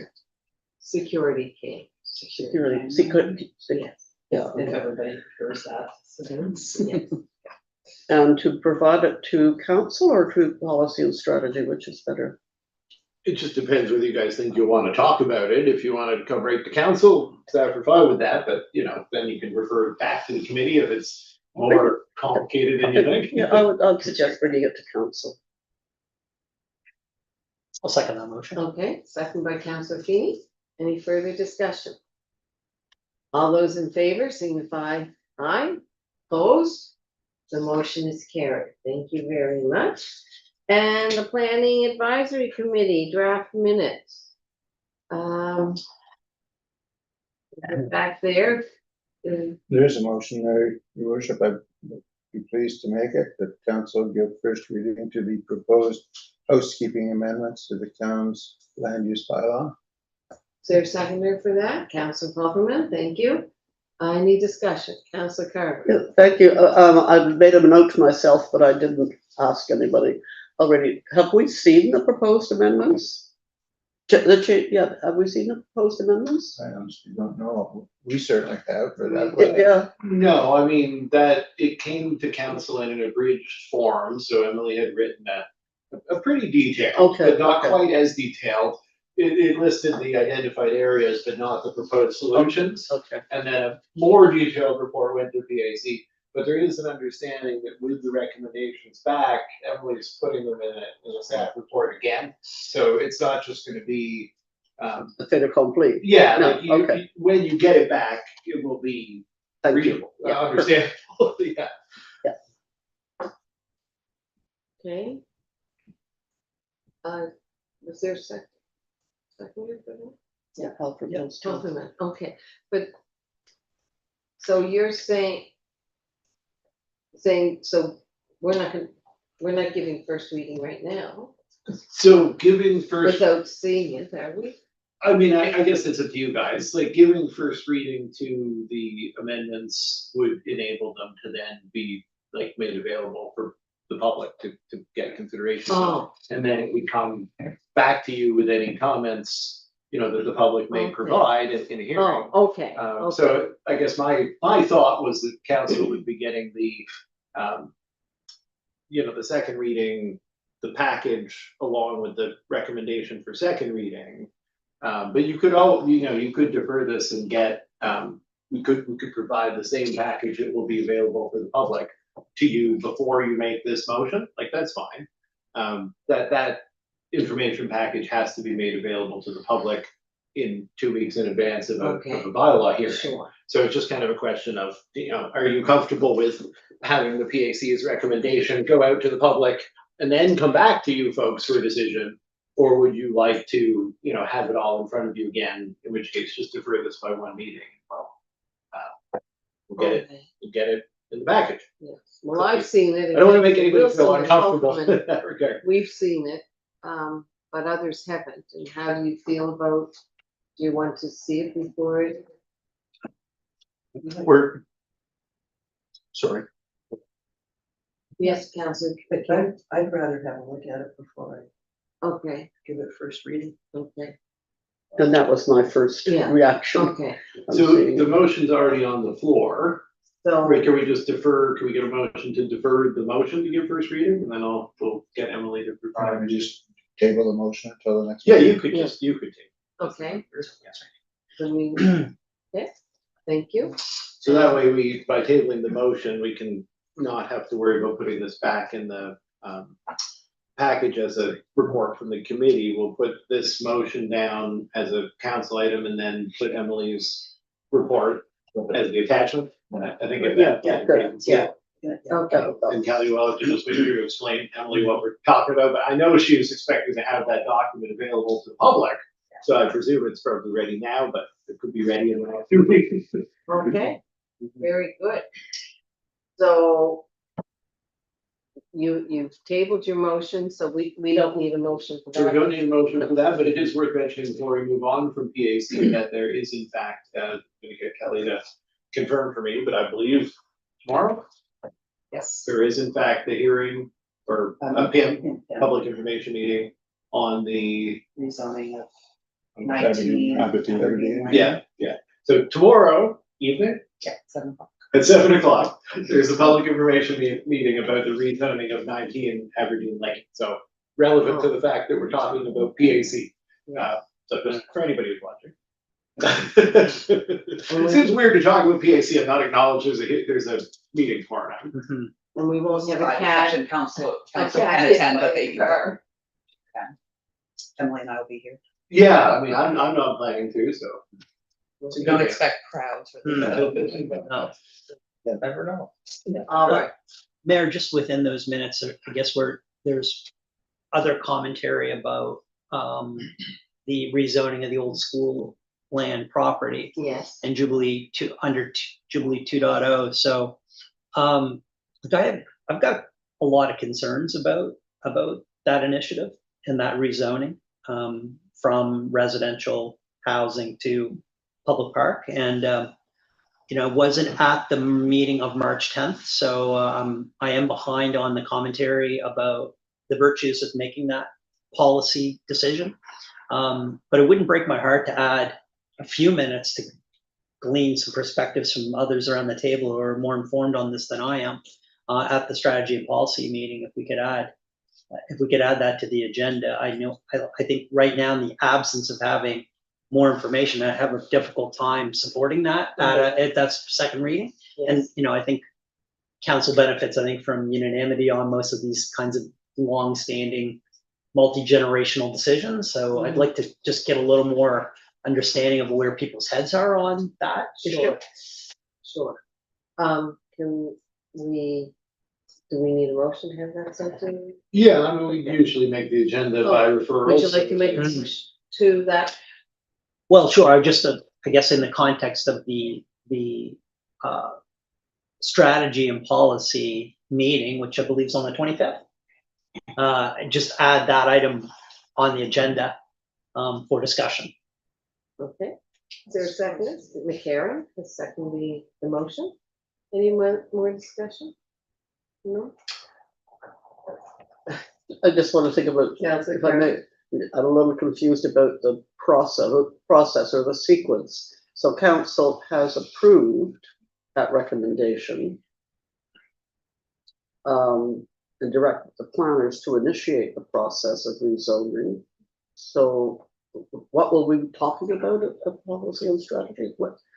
Where are we in that Yeah, process? so in that absent the sequence? motion that is on the, is this motion on the floor that's been referenced to refer to policy and strategy? Absent that motion, there would be a public information meeting that would then be reported back to the PAC in July. And then if, based on the public information meeting, PAC is recommending proceeding to first reading, then that would be a recommendation that would come back from the July PAC meeting to council in July. And then that's where we are, just having received a recommendation to do first reading on another subject. We're not at that point yet. It still has to go to the public information meeting and come back to PAC and be recommended back to council before we're actually at that point. So you would be hearing about it anyway in the form of a recommendation from PAC. But in the meantime, it's entirely what the council talk about it. I would suggest it's an opportunity if we're a policy and strategy to put it in the context of the development of a recreational strategy or a master plan, because that has been talked about a lot in the PAC discussions. But see where that goes on the 25th. We have a lot of stuff on the agenda. Okay. Good with that? So we just repeat the motion? Or The council for discussion of the rezoning of the old school lab property to the policy and strategy. On the floor, you ready for the question? All those in favor signify aye. Opposed? The motion is carried. Thank you. All right. Getting back to my agenda. Not seeing any new business. There's a police advisory board Oh, minutes which we received just before the. yes, and we did that motion on the security camp. Yeah, we didn't do it. So normally that the quarterly report would have just been an attachment to the minutes. If the right. minutes were in your package, the quarterly report wasn't. Right.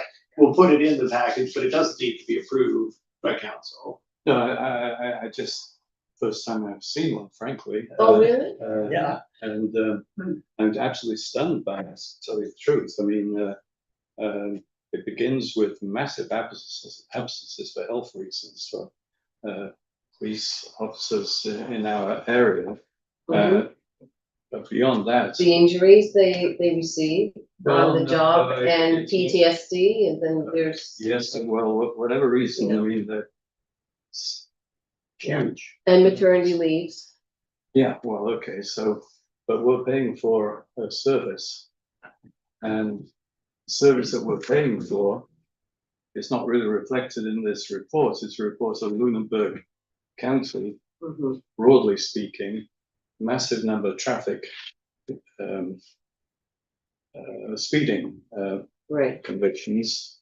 When it gets to Mahone Bay, we had around Clearway Street once and somewhere else once, Main Street once, no indication of any speeding and the like.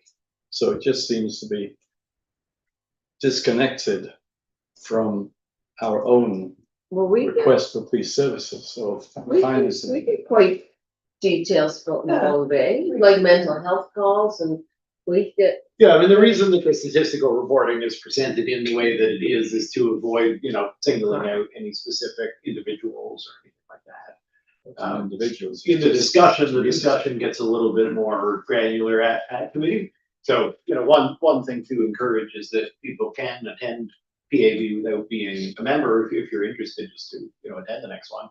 Hear the RCMP speak to the report.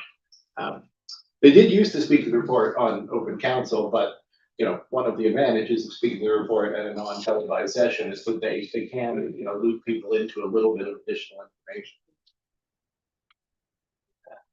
But to your point about the costs and the absences, and we did have a substantial discussion about that at the last PAC meeting or PAB meeting, because essentially we're paying a fixed rate, whether or not we have, absences. Yes. It also, protects us against overtime incurred or additional costs incurred. But ultimately, it does leave us, kind of at the mercy for understaffing. So, they talk a lot about what they do to make up for that in terms of shifting people around. But, those numbers are concerning. Like, at the end of the day, they can't deliver the service to everybody with less than the number of staff they feel are necessary. So we have to watch them not using our area as the place to short in favor of more potentially, higher profile areas. Councillor Carver? So, because this came to us, it's last minute, Yes, like literally, yes. is there any mileage in having this report on next council's meeting staff report list? Sure. So that we could Yeah. actually Yeah, I mean, read it I- and then talk about it and raise some of the questions that Councillor Paul Ferman is alluding to. I think the council has the interest, so we just could add it as if it were coming from the committee, just without the rest of the committee's report as a. Or however, but Yeah. so that council can ask questions. Sure. and in a thoughtful way. Okay. Okay. So then I won't add it to this meeting. Yeah, and then, so instead of making it available just to the public, if we think there'll be discussion, let's put it in the next one. Yeah. We'll treat it as if it's a committee report, but just without the rest. That's good.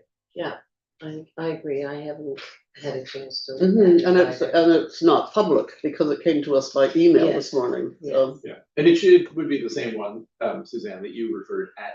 Yeah, well, we saw it Yeah. at PAB. It's not you, people who are at PAB. And actually, it was who commented on how well they liked that report compared to, there were comments at the meeting. This one was more detailed. Or Yeah, well, laid out we have a differently. The new- sergeant did it. Strangely, every time there's a turnover in the police, it's the actual officer who's doing the report, which is a bit surprising. You think it's a clerical function, but so there were some changes in the last one because there was a different person. All right. Yeah, and there were details that people would really like to see in the report, so, anyway, so. And then, next thing you know, that person's moved out. And we'll get the other reports again, so each one has a different style of doing it, and it may be by how their commanding officer asked for their reports to be done in different detachments, so.